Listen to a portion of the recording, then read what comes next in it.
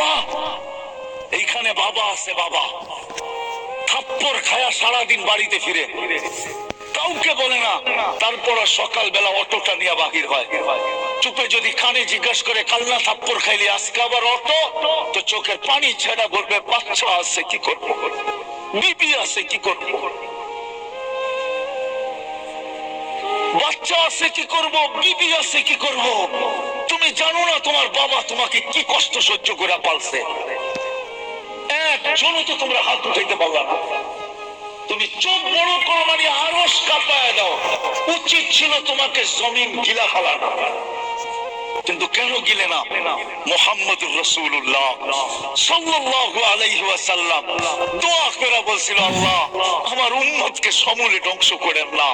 কোন উম্মতের কাহিনী তো দেখি না, সবই তো সমূলে ধ্বংস করে দিবেন, আমার উম্মতকে ধ্বংস করে দিবেন। আল্লাহ বলছে, বন্ধু আপনার উম্মতকে করব না, আমি অঙ্গীকার করতেছি, যা খুশি তা করুক, আমি সমূলে ধ্বংস করব না। এই জন্য তুমি বেঁচে আসো। যুবক, তোমাদের পায়ে হাত দিয়া বলি, তোমরা একজন হাত উঠায় বলো যে আমি মা বাবার সাথে চোখ গরম করে কথা বলি না।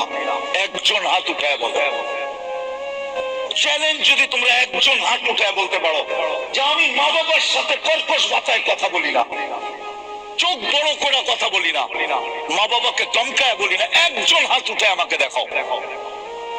যখন সন্তান মা বাবার উপরে চোখ বড় করে, রব্বে কাবার কসম, উচিত ছিল জমিনটা ফাইটা যাক আর তুমি ভিতরে চলে যাও। তুমি চিনো মা বাবাকে?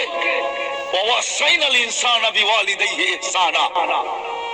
যেই মা তোমাকে রক্তগুলাকে দুধ বানায় খাওয়াইছে, দুধ বানায়।